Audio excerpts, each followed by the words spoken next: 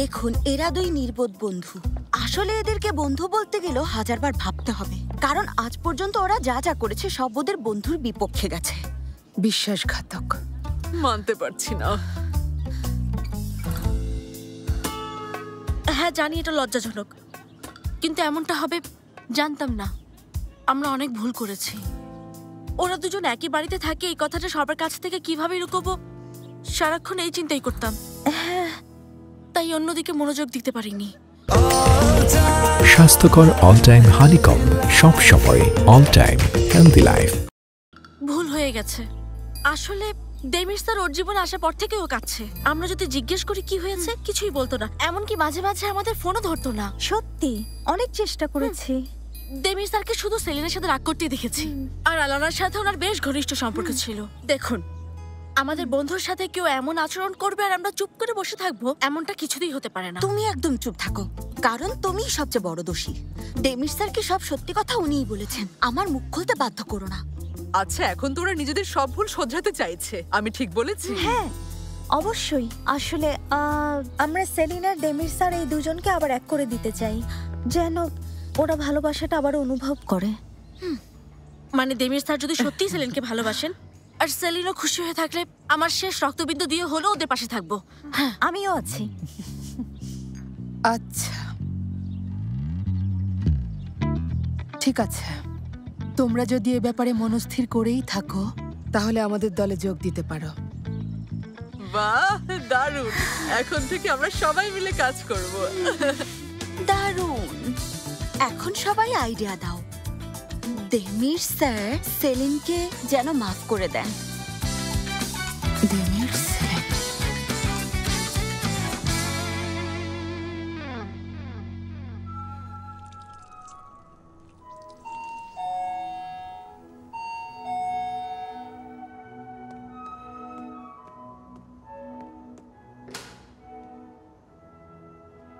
Thank you so much. Good night.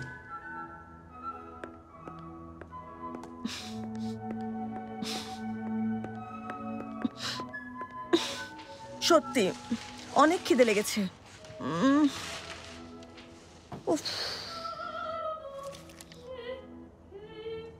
এত unhealthy খাবার খেয়ে একটা মানুষ কিভাবে থাকতে পারে আমি বুঝি না। তাই নাকি? সাইজ দেখেছো তোমার? তার মানে তুমি আমার সাইজের দিকেও নজর দিচ্ছ? মানে তুমি যখন আমাকে দেখো তখন এত কিছু খেয়াল করো? আরে বাহ, এ ব্যাপারে দেখছি তুমি বেশ সতর্ক। আমাকে এভাবে দেখছো আর আমি বুঝতেই পারিনি। খেয়ে নাও সেলিন। যদিও এই খাবারে কোনো পুষ্টিগুণ নেই, কিন্তু তোমার এগুলোই পছন্দ। চাইলে এখান থেকে একটু সালাদ নিয়ে খেতে পারো।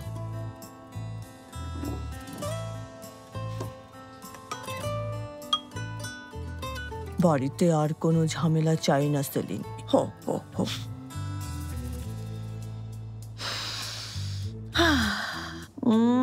ও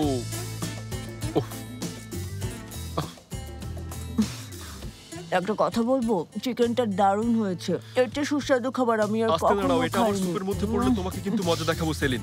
সেলিন, এক পিস খেয়েই দেখো না।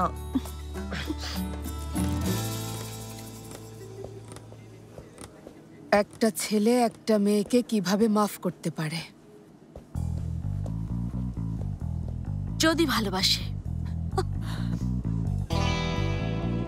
যদি এটা বিশ্বাস করেন যে ও আর মিথ্যে বলবে না। দাঁড়াও, আমি হয়তো একটা উপায় পেয়েছি। একটা ছেলে হোক বা একটা মেয়ে, মানুষের মনে যদি কোনোভাবে তার প্রিয়জনকে হারানোর ভয় তৈরি হয়, তাহলে সে সব মাফ করে দেবে। হ্যাঁ ঠিক ঠিক। কিন্তু ওরা তো সবসময় একসাথেই থাকে। বাড়িতে বলুন আর অফিস, ওরা তো সবসময় কাছাকাছিই থাকে। তাহলে এই হারানোর ভয়টা কোথা থেকে আসবে? কেউ যদি ওনার সামনে থেকে সেলিনকে নিয়ে যায়, কেমন হবে ভাবা যায়? হ্যালো,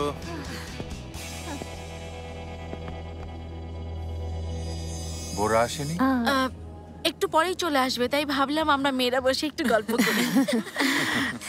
চলো লীলা, আমরা খাওয়ার কিছু তৈরি করি।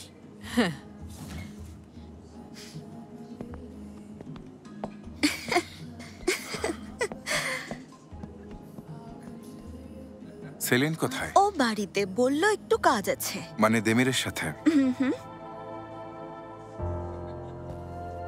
তোমরা সবাই চলে এসেছো? Hello everyone. আরে কি খবর মাই ডিয়ার ওয়াইফ? ভালো আছি ডিয়ার। Hello dear. হ্যালো, কি খবর? বসো না।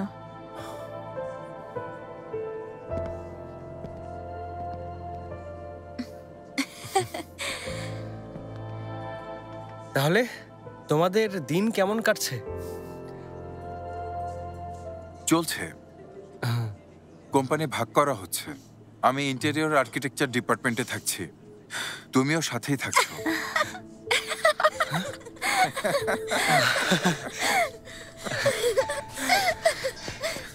ভাই এটা তো খুবই খুশির খবর। তোমার জন্য আমার সত্যিই ভালো লাগছে ভাই। মানে তুমি তোমার নিজের জন্য খুশি হওনি? বোরা, সব ঝামেলা শেষ হয়ে গেছে, আর চাকরি খোঁজার দরকার নেই। আনন্দ করো। তুমি যা করেছো তার জন্য অনেক ধন্যবাদ। আসলে আজ আমি বাড়িতে কথা বলেছি।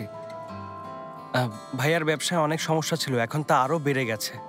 আর এখন আমার চাকরি চলে গেছে এটা জানতে পারার পর বাড়ির সবাই আমাকে কিছুদিনের জন্য আন্তালিয়া যাওয়ার জন্য জোর করছে। কি বললে? মানে কিছুদিনের জন্য বলতে তুমি সেখানে কতদিন থাকবে বলো বোরা? মারভে প্লিজ আমাকে মাফ করে দাও। আসলে আমি জানি না সেখানে কতদিন থাকতে হবে।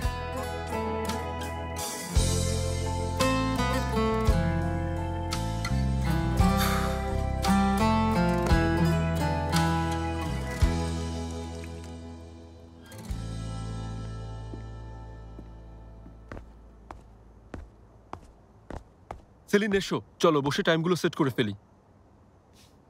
সত্যি কি এটা অনেক দরকার? তুমি আমার চেহারাও দেখতে চাও না? সেই শুরুতেই এটা করা উচিত ছিল। আমরা একই বাড়িতে থাকি বলে আমাদের সবসময় দেখা হওয়াটা জরুরি না। মিস্টার বুনিয়ামিন যেমনটা বলেছেন, আমাদের জীবনটা অনেক জটিল হয়ে গেছে, সেই জটগুলো খুলতে হবে। নাও বসো। ঠিক আছে, ভালো, তাহলে তাই করো। তোমার জন্য এটা এতই গুরুত্বপূর্ণ হলে আমিও তোমার সব রুলস মেনে নেব। তোমার অনেক দয়া সেলিন, ধন্যবাদ। ঠিক আছে, শুরু করো।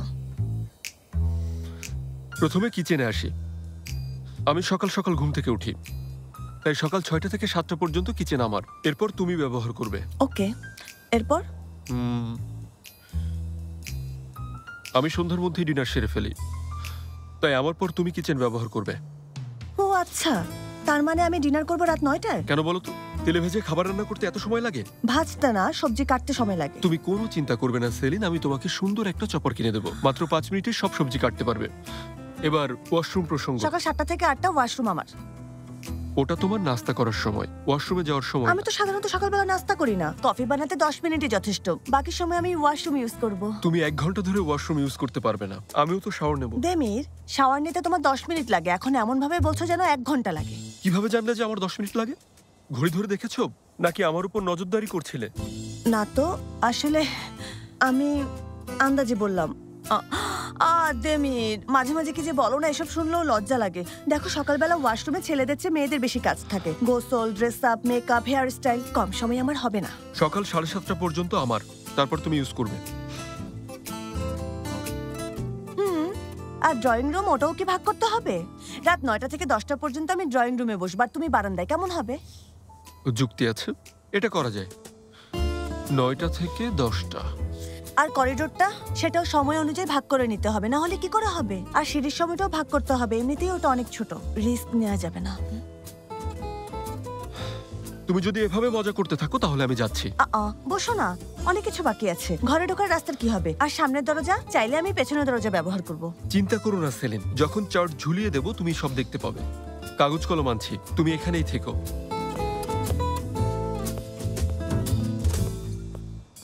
ওফো দেমির, এই ছেলেটার মাথা একদম খারাপ হয়ে গেছে। শান্ত হও সেলিন।